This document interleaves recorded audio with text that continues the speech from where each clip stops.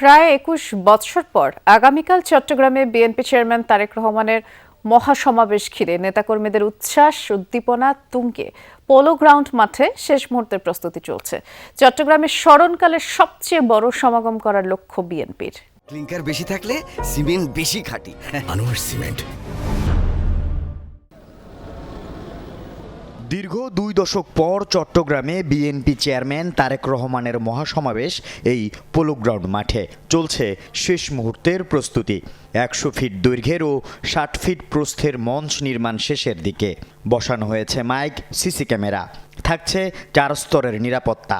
সার্বিক প্রস্তুতি পরিদর্শন ও সার্বক্ষণিক পর্যবেক্ষণ করছেন বিএনপি নেতারা। স্মরণকালের বড় জমায়েত করার লক্ষ্য তাদের। চেয়ারম্যান সিকিউরিটি ফোর্সের কর্মকর্তাবৃন্দ আমাদের সাথে আছেন, ওনারাও কিছু আমাদেরকে সাজেশন দিয়েছেন। অ্যাকর্ডিং টু দেয়ার সাজেশনস আমরা সেটাকে কিছু মডিফাই করছি।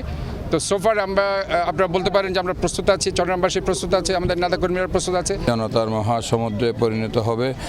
আজকে আমাদের শুধু নেতাকর্মী না, সাধারণ জনগণ আমাদের নেতা তারেক রহমানকে বরণ করে নেওয়ার জন্য উদ্গ্রীব হয়ে আছে। ইনশাআল্লাহ আগামীকালকে সমাবেশের মাধ্যমে সেটা প্রমাণিত হবে। দলীয় চেয়ারম্যানের আগমনে উচ্ছ্বসিত বিএনপি ও অঙ্গ সংগঠনের নেতাকর্মীরা। দূর দূরান্ত থেকে আগেভাগেই ছুটে এসেছেন অনেকে। আমার অনেক এনজয় লাগতেছে, অনেক ভালো লাগছে, যার কারণে আমি ৩ দিন থেকে চট্টগ্রাম চলে আসছি, কারণ তারেক রহমানকে দেখার জন্য। বিএনপির চেয়ারম্যান হওয়ার পরে এই প্রথম চট্টগ্রাম সফর, এটা আমাদের চট্টগ্রামবাসীর জন্য খুবই আনন্দের বিষয়। আগামী দিনের চট্টগ্রামকে উনি কিভাবে সাজাবেন, কি করবেন, এই বিষয়ে উনি ওনার বক্তব্য উপস্থাপন করবেন চট্টগ্রামের বাসীর জন্য। মহাসমাবেশ থেকে বাণিজ্যিক রাজধানী হিসেবে পরিচিত চট্টগ্রামকে ঘিরে পরিকল্পনা ঘোষণা করা হতে পারে বলছেন নেতারা। চট্টগ্রামে একটা লজিস্টিক হাব হবে, এই পুরো অঞ্চলের, বাংলাদেশের না, এই পুরো অঞ্চলের উত্তর পূর্ব এশিয়া থেকে শুরু করে দক্ষিণ এশিয়ার একটা লজিস্টিক হাব হবে।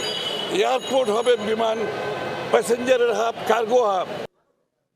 রাজধানীতে সংবাদ সম্মেলনে নির্বাচন পরিচালনা কমিটির মুখপাত্র মাহাদি আমিন জানান, শনিবার রাতেই বিমানযোগে চট্টগ্রামে পৌঁছাবেন তারেক রহমান।